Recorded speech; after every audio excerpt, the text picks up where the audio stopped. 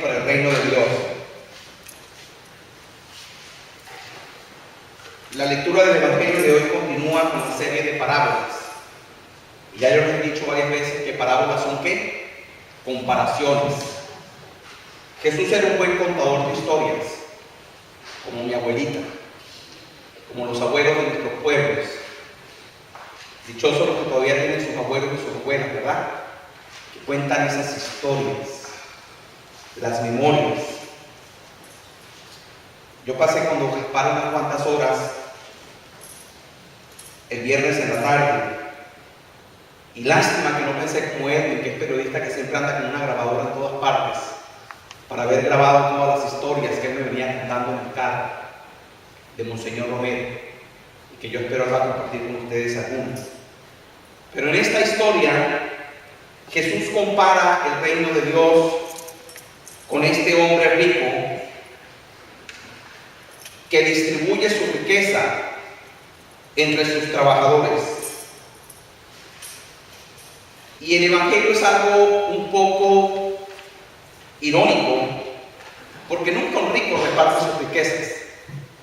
El rico siempre quiere tener más, y más, y más, y más. Y entre más tiene, más quiere invertir en la bolsa para ganar más. Y más quiere explotar al trabajador para ganar más. Hay unos trabajadores en la ciudad que están ahora organizándose en los McDonald's y en Walmart para tratar de elevar el salario mínimo que les pagan. Walmart reportó ganancias millonarias.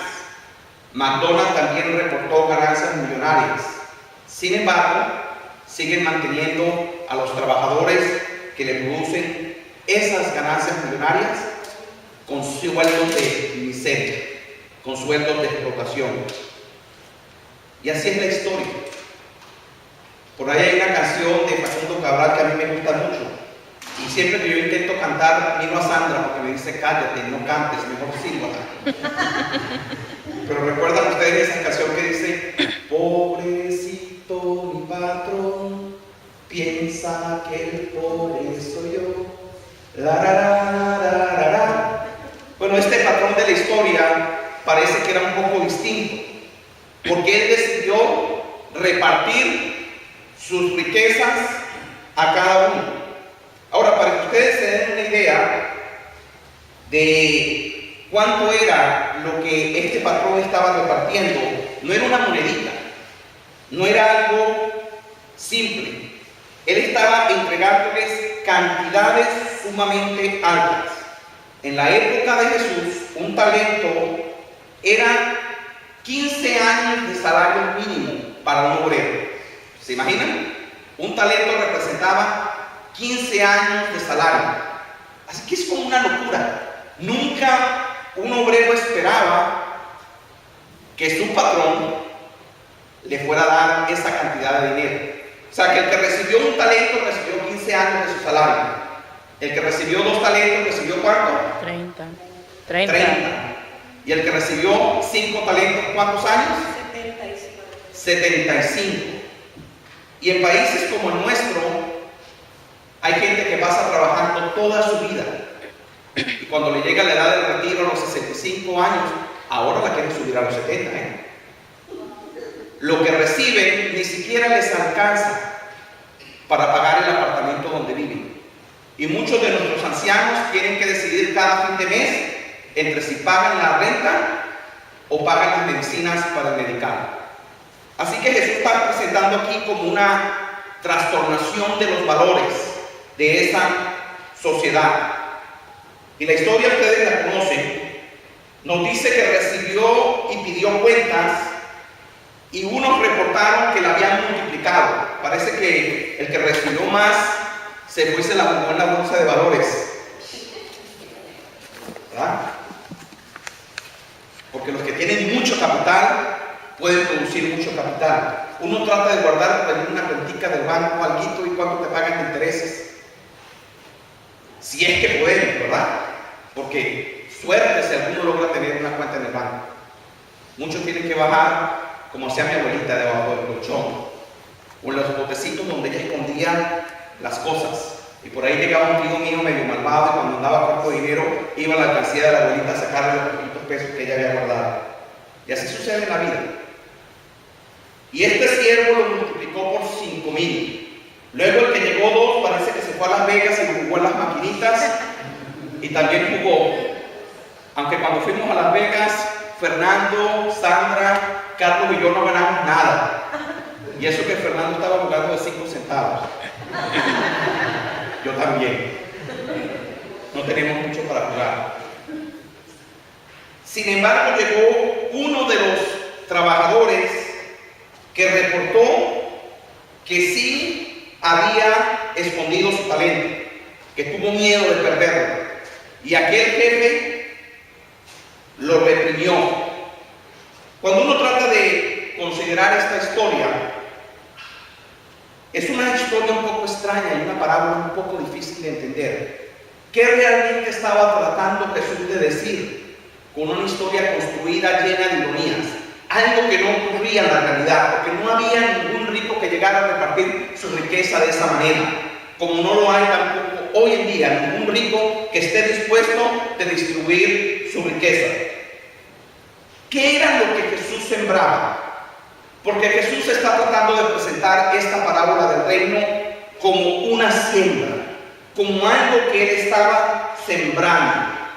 Y cuando nosotros leemos el Evangelio, nosotros nos damos cuenta que primordialmente, principalmente, mayormente, con mucho más énfasis, con mucha más intencionalidad, el ministerio de Jesús era entre los más humildes, los más pobres, los más marginados, que estaban en las comunidades judías de Israel en la periferia. Estaban por ahí en el Paisnal, no en San Salvador. Estaban por allá en Pregonero, Estado Táchira, no en Caracas.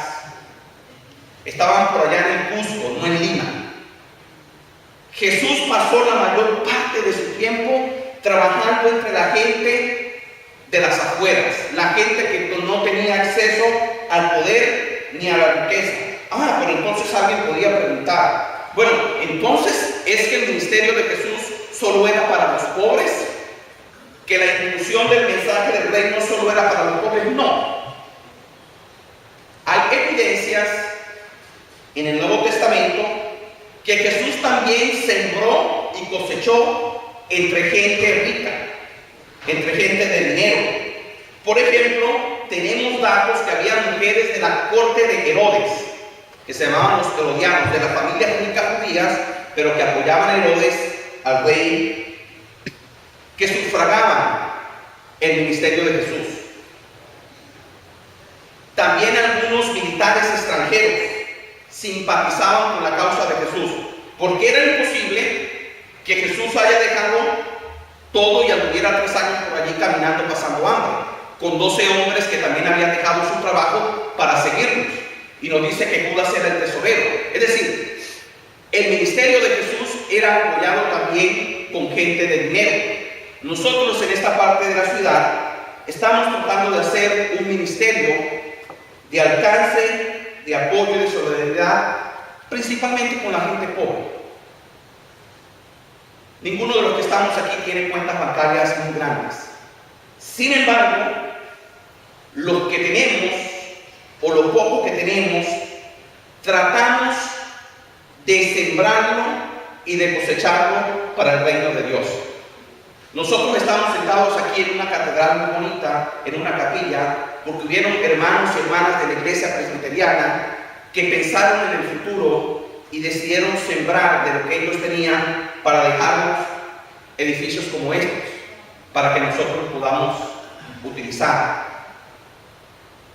Dios nos llama, y con esto concluyo mi parte del sermón, porque la otra parte la va a continuar don Gaspar, es a sembrar lo que tenemos. Dios a ti y a mí nos ha dado siempre un don y un talento para servir. Algunos, Dios les dio el talento de escribir como a él, y por medio de artículos puedes tocar millones de vidas. A otros Dios nos dio el talento de cantar, como algunos de los que están aquí, como Sandra, Sofía y otros, Josiel. Y por medio de la música podemos tocar vidas. A otros Dios nos dio el talento de tocar instrumentos, de servir las mesas, de enseñar clases de ballet folclórico para mantener las niñas y los niños ocupados en cosas sanas, de preparar tamales, como está ahorita allá en la cocina. Yo me acerqué y le dije a Lili, hay que ponerle más agua a los frijoles hoy. Y ella me dijo, no, yo pensé que iban a sumar tamales, vamos a estar bien. Y ahí está ella con su equipo, haciendo tamales. Dios nos ha dado algo para que sembremos. Y Dios nos invita a todos los que estamos aquí a que demos ese talento que Dios nos dio para el servicio del reino de Dios. Yo a veces pienso cómo quiero que la gente me recuerde. Yo diría, como dijo Juan el Bautista de Jesucristo, no soy ni siquiera digno de atar la correa de su zapato. Y cuando yo comparo mi vida con un gigante como Monseñor Romero, yo digo, ojalá, aunque sea un poquitico, que me salpique a mí, yo estaría contento. Porque lo más importante en la vida no es cuánta posición logramos en el mundo, cuánto dinero acumulamos, porque el Evangelio de mi abuelita dice que todo eso se lo comen los gusanos, sino que lo más importante es cómo nuestra vida al servicio de Dios avanza la causa de la igualdad, de la justicia, del amor y de la inclusión. Dios te llama, hermano y hermana, a ti y a mí, a seguir el ejemplo de Monseñor Romero y de otros hombres y mujeres de la historia que sembraron para el reino de Dios.